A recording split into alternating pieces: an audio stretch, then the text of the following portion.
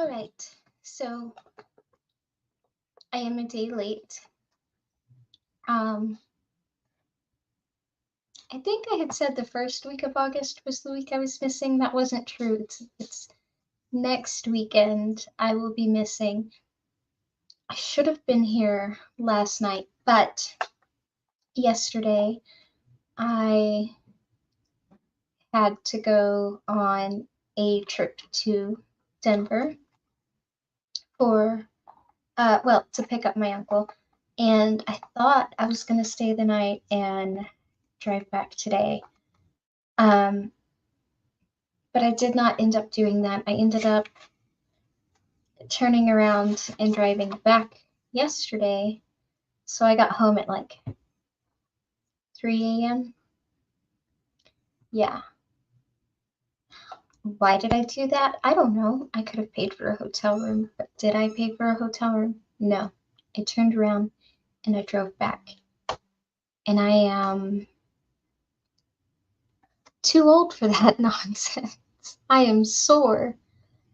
My hip is not happy with me today. So, Copper's doing great. He's getting bigger. All good things. I don't know if I'm reading 1 or 2 tonight. I guess we'll see. But I at least wanted to come on a day late because I will not be here next weekend.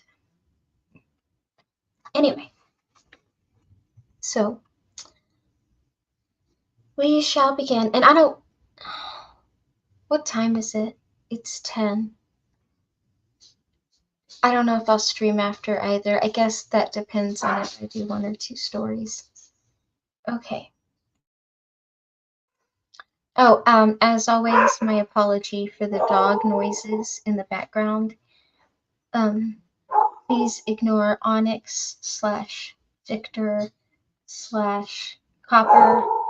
And if you hear meowing, it means Buttercup has jumped in my window, and so let's ignore that too. I apologize.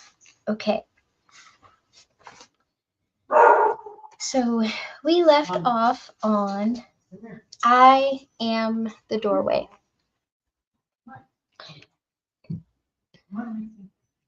Richard and I sat on my porch, looking out over the dunes to the Gulf. The smoke from his cigar drifted mellowly in the air, keeping the mosquitoes at a safe distance. The water was a cool aqua, the sky a deeper, truer blue. It was a pleasant combination. You are the doorway, Richard repeated thoughtfully. You are sure you killed the boy? You didn't just dream it? I didn't dream it. And I didn't kill him either. I told you that. They did. I am the doorway. Richard sighed. You buried him. Yes. You remember where? Yes. I reached into my breast pocket, got a cigarette. My hands were awkward with their covering of bandages. They itched abominably. If you want to see it, you'll have to get the dune buggy. You can't roll this, I indicated my wheelchair, through the sand. Richard's dune buggy was a 1959 VW with pillow-sized tires. He collected driftwood in it. Ever since he retired from the real estate business in Maryland, he had been living on Key Caroline and building driftwood sculptures, which he sold to the winter tourists at shameless prices. He puffed his cigar and looked out at the Gulf. Not yet. Will you tell me once more? I sighed and tried to light my cigarette. He took the matches away from me and did it himself. I puffed twice, dragging deeply. The itch in my fingers was maddening. Oh, sorry. 1 second. I'm so sorry.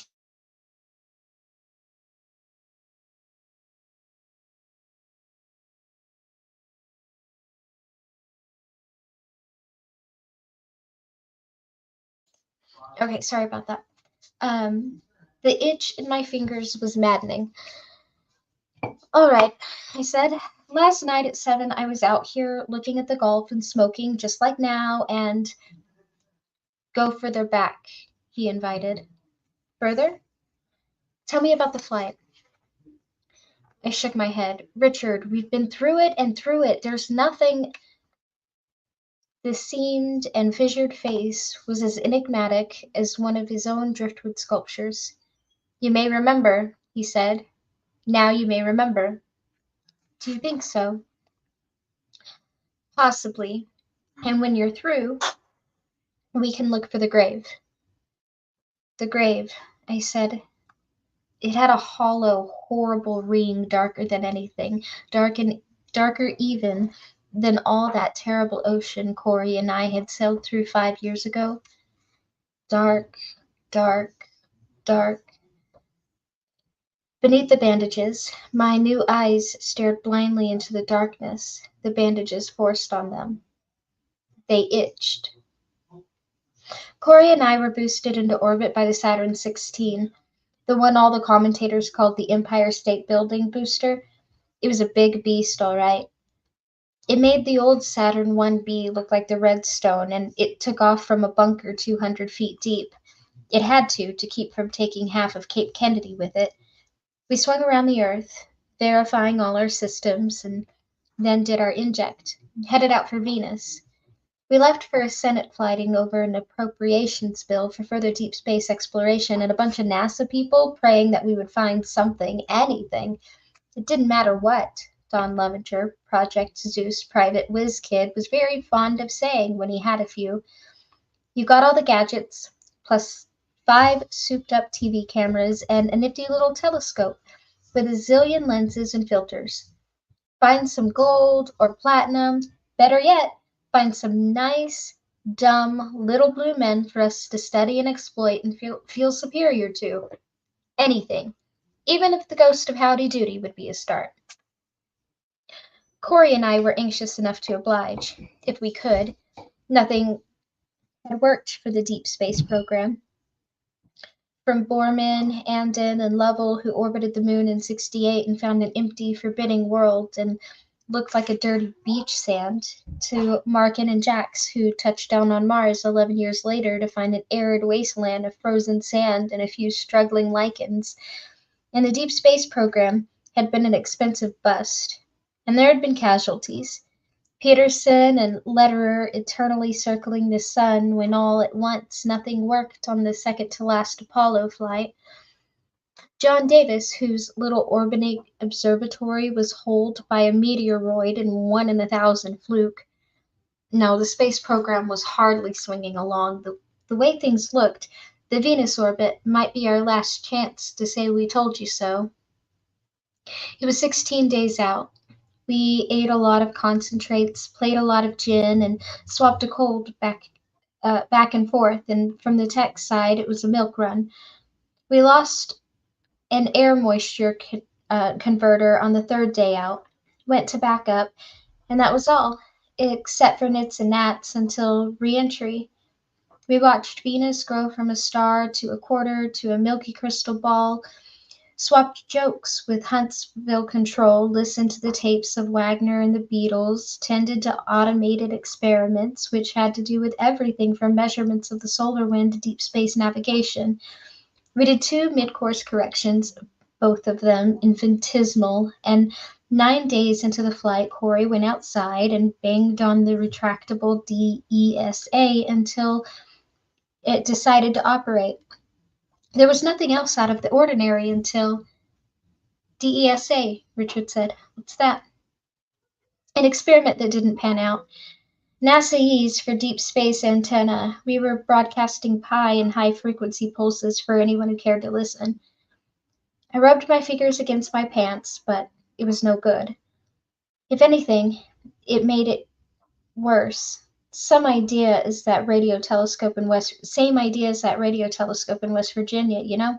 The one that listens to the stars. Only instead of listening, we were transmitting, primarily to deeper space planets, Jupiter, Saturn, Uranus.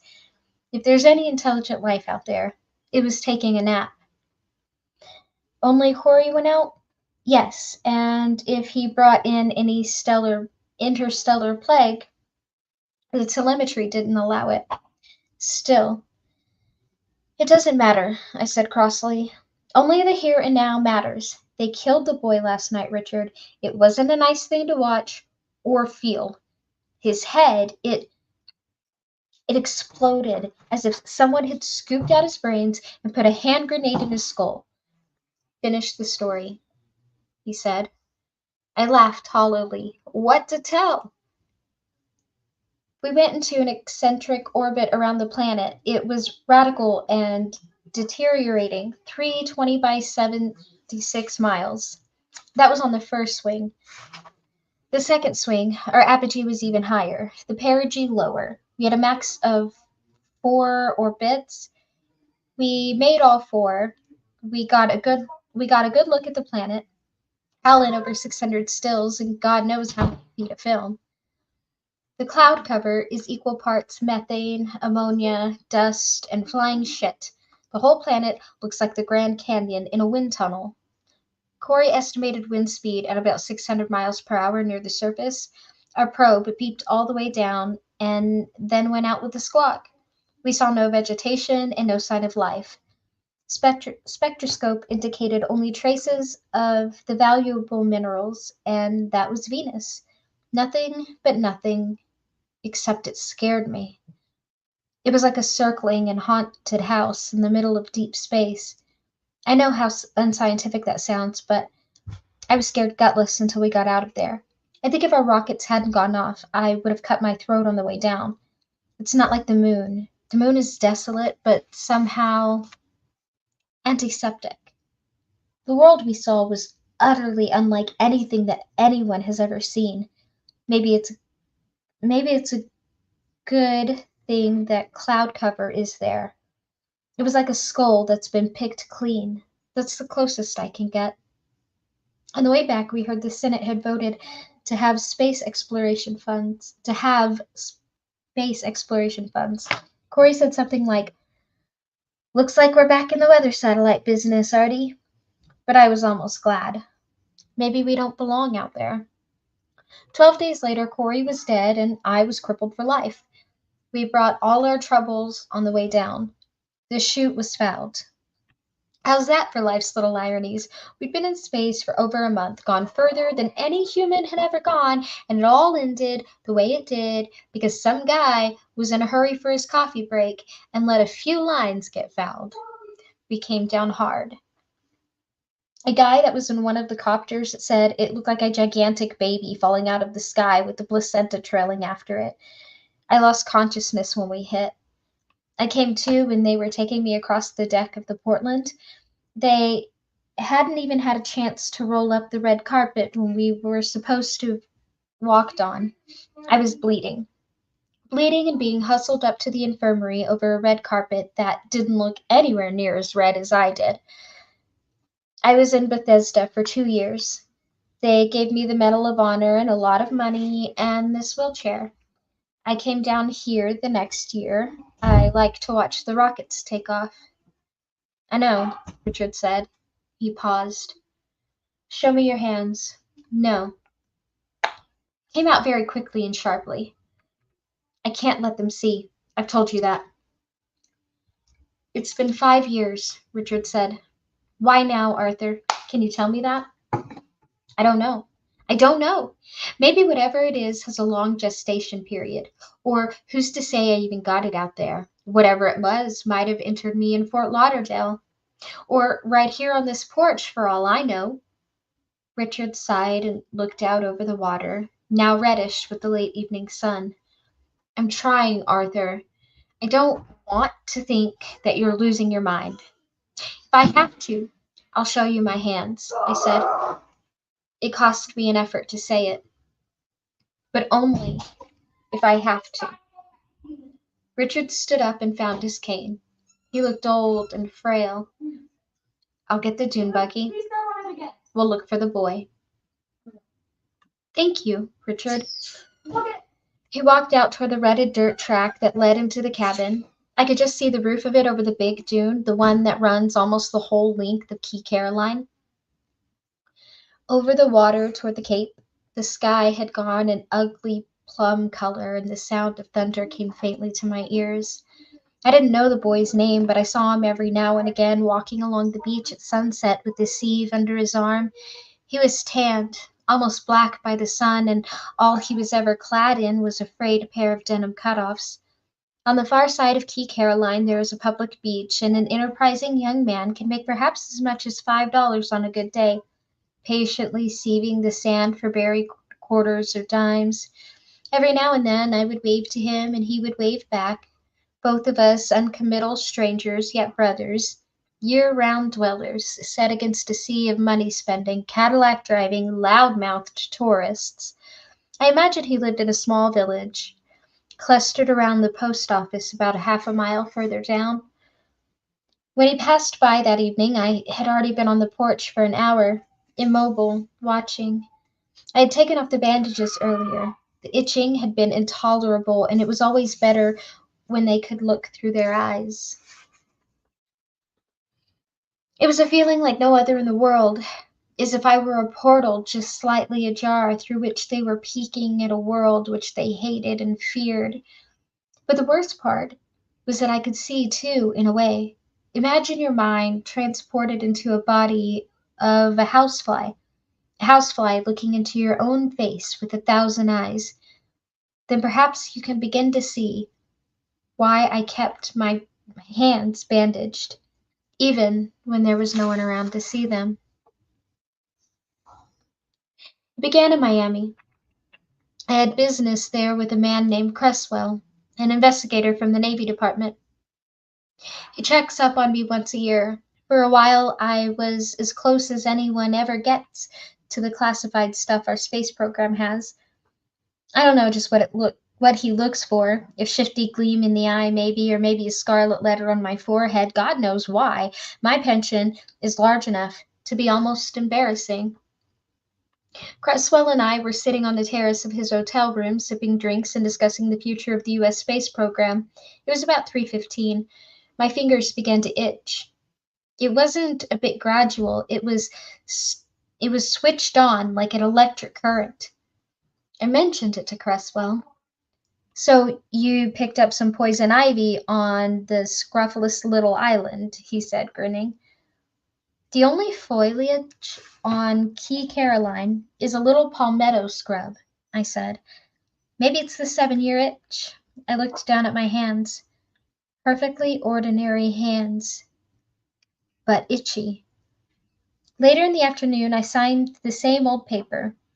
I do solemnly swear that I have neither received nor disclosed and divulged information which would, and drove myself back to the Key. I got an old Ford equipped with hand-operated brake and accelerator. I love it. It makes me feel self-sufficient.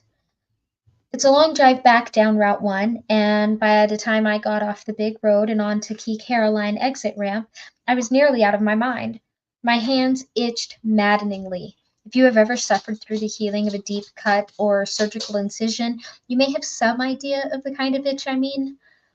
Live things seemed to be crawling and boring in my flesh. The sun was almost down, and I looked at my hands carefully in the glow of the dash lights. The tips of them were red now, red in tiny, perfect circlets, just above the pad where the fingerprint is, where you get calluses if you play guitar. There were also red circles of infection on the space between the first and second joint of each thumb and finger, and on the skin between the second joint and the knuckle. I pressed my right fingers to my lips and withdrew them quickly with a sudden loathing. A feeling of dumb horror had risen in my throat, woolen and choking.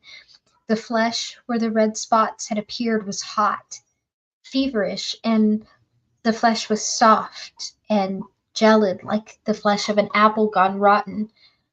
I drove the rest of the way, trying to persuade myself that I had indeed caught poison ivy somehow, but in the back of my mind there was another ugly thought. I had an aunt back in my childhood who lived the last 10 years of her life closed off from the world in an upstairs room. My mother took her meals up, and her name was a forbidden topic.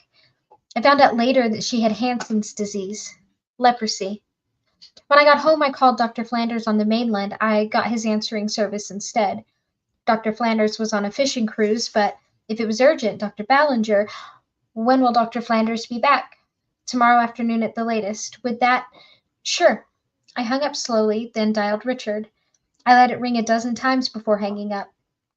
After that, I sat indecisive for a while. The itching had deepened. It seemed to emanate from the flesh itself. I rolled my wheelchair over to the bookcase and pulled down the battered medical encyclopedia that I had for years. The book was maddeningly vague. It could have been anything, or nothing. I leaned back and closed my eyes. I could hear the old ship's clock ticking on the shelf across the room. There was this high, thin drone of a jet on its way to Miami. There was a soft whisper of my own breath. I was still looking at the book. The realization crept on me, then sank home with a frightening rush. My eyes were closed, but I was still looking at the book. What I was seeing was smeary and monstrous, the distorted fourth dimension counterpart of a book, yet unmistakable for all of that. And I was not the only one watching. I snapped my eyes open, feeling the constriction of my heart. The sensation subsided a little, but not entirely. I was looking at the book, seeing the print and the diagrams with my own eyes. Perfectly normal, everyday experience. And I was also seeing it from a different, lower angle and seeing it with other eyes. Seeing not a book, but an alien thing. Something of monstrous shape and ominous intent. I raised my hand slowly to my face, catching an eerie vision of my living room turned into a horror house. I screamed. There were eyes peering up at me through the splits in the flesh of my fingers. And even as I watched, the flesh was dilating, retreating as they pushed their mindless way up to the surface. But that was not what made me scream. I had looked into my own face and seen a monster. The dune buggy nosed over the hill, and Richard brought it to a halt next to the porch. The motor gunned and roared choppily. I rolled my wheelchair down the inclined plane to the right of the regular steps, and Richard helped me in. "All right, Arthur," he said. "It's your party. Where to?" I pointed down to the water where the big dune finally begins to peter out. Richard nodded. The rear wheels spun sand and we were off. I usually found some time to rib Richard about his driving, but I didn't bother tonight. There was too much else to think about and to feel. They didn't want the dark, and I could feel them straining to see through the bandages, willing me to take them off. The dune buggy bounced and roared through the sand of the small dunes. To the left, the sun was going down in bloody glory. Straight ahead and across the water, the thunder clouds were beating their way towards us. Lightning forked at the water. "Off to your right," I said, "by that lean-to." Richard brought the dune buggy to a sand-spraying halt beside the rotten remains of the lean-to, reached into the back, and brought out a spade. I winced when I saw it. "Where?" Richard asked expressionlessly. "Right there." I pointed to the place. He got out and walked slowly through the sand to the spot, hesitated for a second, then plunged the shovel into the sand. It seemed that he dug for a very long time. The sand he was throwing back over his shoulder looked damp and moist. The thunderheads were darker, higher, and the water looked angry and implacable under their shadow and the reflected glow of the sunset. I knew long before he stopped digging that he was not going to find the boy. They had moved him. I hadn't bandaged my hands last night, so they could see and act. If they had been able to use me to kill the boy, they could use me to move him, even while I slept. "There's no boy, Arthur." He threw the dirty shovel into the dune buggy and sat tiredly on the seat. The coming storm cast marching, crescent-shaped shadows along the sand. The rising breeze rattled sand against the buggy's rusted body. My fingers itched. "They used me to move him," I said dully. "They're getting the upper hand, Richard. They're forcing their doorway open a little at a time. 100 times a day, I find myself standing in front of some perfectly familiar object, a spatula, a picture, even a can of beans, with no idea how I got there, holding my hands out, showing it to them, seeing it as they do, as an obscenity, something twisted and grotesque. "Arthur," he said. "Arthur, don't." In the failing light, his face was wan with compassion. "Standing in front of something," you said. "Moving the boy's body," you said. "But you can't walk, Arthur. You're dead from the waist down." I touched the dashboard of the dune buggy. "This is dead too. But when you enter it, you can make it go. You could make it kill. It couldn't stop you even if you wanted to." I could hear my voice rising hysterically. "I am the doorway. Can't you understand that? They killed the boy, Richard. They moved the body." "I think you better see a medical man," he said quietly. "Let's go back. Let's check. Check on the boy then. Find out. You said you didn't know his name. He must have been from the village. It's a small village. Ask—" I talked to Maud Harrington on the phone when I got the dune buggy. If anyone in the state has a longer nose, I've not come across her. I asked if she'd heard of anyone's boy not coming home last night. She said she hadn't. "But he's a local. He has to be." He reached for the ignition switch, but I stopped him. He turned to look at me, and I began to unwrap my hand. One second. I am so sorry. The puppy is like really, really whining at the door. I will be right back.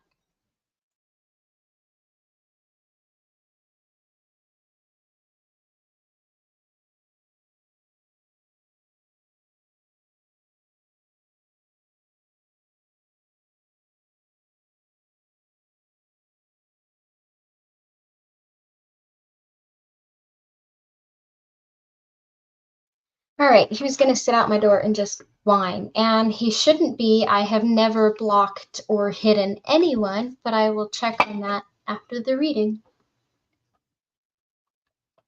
Or I guess I could now. I can try to figure it out now. Let's see. Since I stopped randomly anyway, let's go to studio. Sorry for anybody watching it later for this random departure. I've never blocked or hidden anyone. I don't even know how to get to what I'm trying to look at.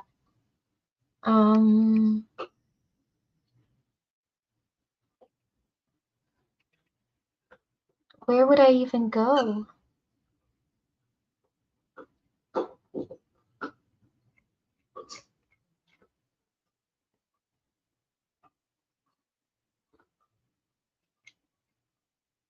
Okay, none of these categories make sense to me. I'm gonna have to figure it out later.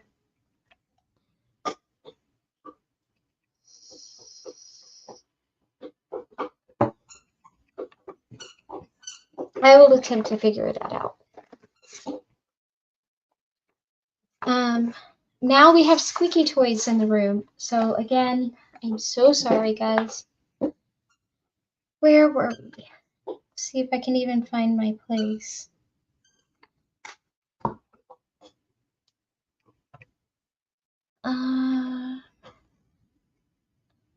But he's a local. He has to be. He reached for the ignition switch, but I stopped him. He turned to look at me, and I began to unwrap my hands. From the gulf, thunder clapped, muted, and growled.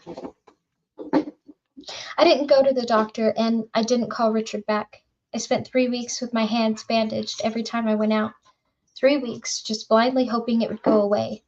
It wasn't a rational act, I could admit that. If I had been a whole man who didn't need a wheelchair for legs, or who had spent a normal life in a normal occupation, I might have gone to Doc Flanders or to Richard. I still might have, if it hadn't been for the memory of my aunt, shunned, virtually a prisoner, being eaten alive by your own failing flesh. So I kept a desperate silence and prayed that I would wake up some morning and find it had been an evil dream. And little by little I felt them. Them, as anonymous intelligence. I never really wondered what they looked like or where they had come from. It was moot. I was their doorway and their window on the world. I got enough feedback from them to feel their revulsion and horror. I know that our world was very different from theirs. Enough feedback to feel their blind hate, but still they watched. Their flesh was embedded in my own. I began to realize that they were using me, actually manipulating me. When the boy passed, raising one hand in his usual non-committal salute, I had just about decided to get in touch with Cresswell at his Navy Department number. Richard had been right about one thing. I was certain that whatever had gotten hold of me had done it in a deep space, or in that weird orbit around Venus. The Navy would study me, but they would not freakify me. I wouldn't have to wake up anymore into the creaking darkness and stifle a scream as I felt them watching, watching, watching. My hands went out toward the boy, and I realized that I had not bandaged them. I could see the eyes in the dying light watching silently. They were huge, dilated, golden irised. I had poked one of them against the tip of a pencil once, and had felt excruciating agony slam up my arm. The eye seemed to glare at me with a chained hatred that was worse than physical pain. I did not poke it again. And now they were watching the boy. I felt my mind side-slip. A moment later, my control was gone. The door was open. I lurched across the sand toward him, legs scissoring nervously, so much driven deadwood. My own eyes seemed to close, and I saw only with those alien eyes. Saw a monstrous alabaster seascape overtopped the sky like a great purple wave. Saw a leaning, eroded shack that might have been the carcass of some unknown flesh-devouring creature. Saw an abominable creature that moved and respired and carried a device of wood and wire under his arm, a device constructed of geometrically impossible right angles. I wondered what he thought, that wretched, unnamed boy with his sieve under his arm and his pockets bulging with an odd conglomerate of sandy tourist coins. What he thought when he saw me lurching at him like a blind conductor stretching out his hands over a lunatic orchestra. What he thought as the last of the light fell across my hands, red and split and shining with their burden of eyes. What he thought when the hands made that sudden flailing gesture in the air just before his head burst. I know what I thought. I thought I'd peeked over the rim of the universe and into the fires of hell itself. The wind pulled at the bandages and made them into tiny whipping streamers as I unwrapped them. The clouds had blotted the red remnants of the sunset, and the dunes were dark and shadow-cast. The clouds raced and boiled above us. "You must promise me one thing, Richard," I said over the rising wind. "You must run if it seems I might try to hurt you. Do you understand that?" "Yes." His open-throated shirt whipped and rippled with the wind. His face was set, his own eyes little more than sockets in early dark. The last of the bandages fell away. I looked at Richard, and they looked at Richard. I saw a face I had known for 5 years and come to love. They saw a distorted, living monolith. "You see them," I said hoarsely. "Now you see them." He took an involuntary step backward. His face became strained with a sudden, unbelieving terror. Lightning slashed out of the sky. Thunder walked in the clouds, and the water had gone black at the river Styx. Arthur. How hideous he was! How could I have lived near him, spoken with him? He was not a creature, but mute pestilence. He was... Run! Run, Richard! And he did run. He ran in huge, bounding leaps. He became a scaffold against the looming sky. My hands flew over my head in a screaming, oarless gesture, the fingers reaching toward the only familiar thing in this nightmare world, reaching to the clouds, and the clouds answered. There was a huge blue-white streak of lightning that seemed like the end of the world. It struck Richard. It enveloped him. The last thing I remember is the electric stench of ozone and burnt flesh. When I awoke, I was sitting calmly on my porch, looking out toward the big dune. The storm had passed, and the air was pleasantly cool. There was a tiny sliver of moon. The sand was virginal. No sign of Richard or the dune buggy. I looked down at my hands. The eyes were open but glazed. They had exhausted themselves. They dozed. I knew well enough what had to be done. Before the door could be wedged open any further, it had to be locked. Forever. Already I could notice the first signs of structural exchange in the hands themselves. The fingers were beginning to shorten and to change. There was a small hearth in the living room, and in season I had been in the habit of lighting a fire against the damp Florida cold. I lit one now, moving with haste. I had no idea when they might wake up to what I was doing. When it was burning well, I went out back to the kerosene drum and soaked both hands. They came awake immediately, screaming with agony. I almost didn't make it back to the living room and to the fire, but I did make it. That was 7 years ago. I'm still here, still watching the rockets take off. There have been more of them lately. This is a space-minded administration. There has even been talk of another series of manned Venus probes. I found out the boy's name, not that it matters.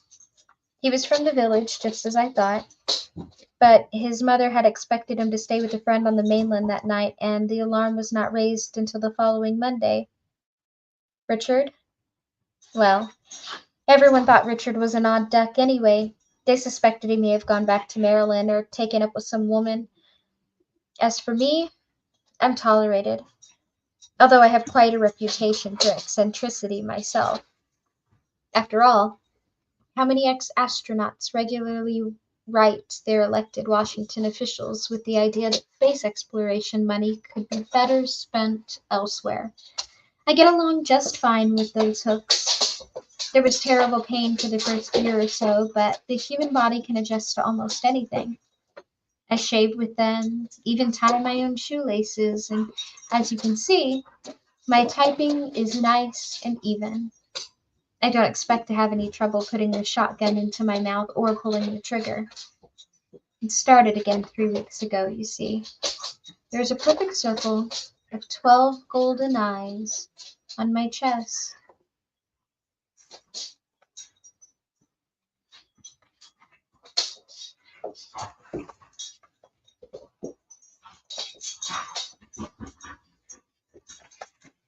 How long is the next story and what time is it? It is 10:30.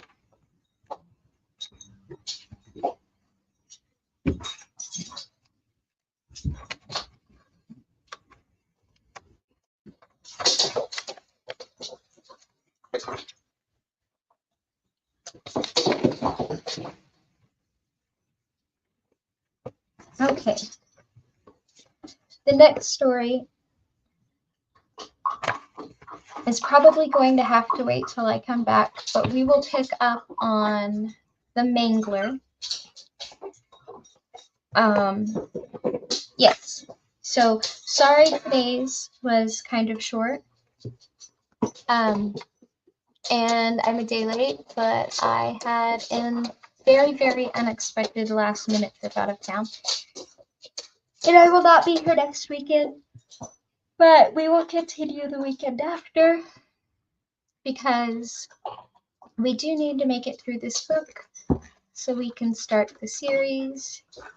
And because I'm ending it now, I will probably stream for a little bit, but probably not for too long. And Geo, I will figure out what is going on with you because it doesn't make me very happy that you seem to be not appearing in the chat for some reason. And thank you, pretty shiny peoples.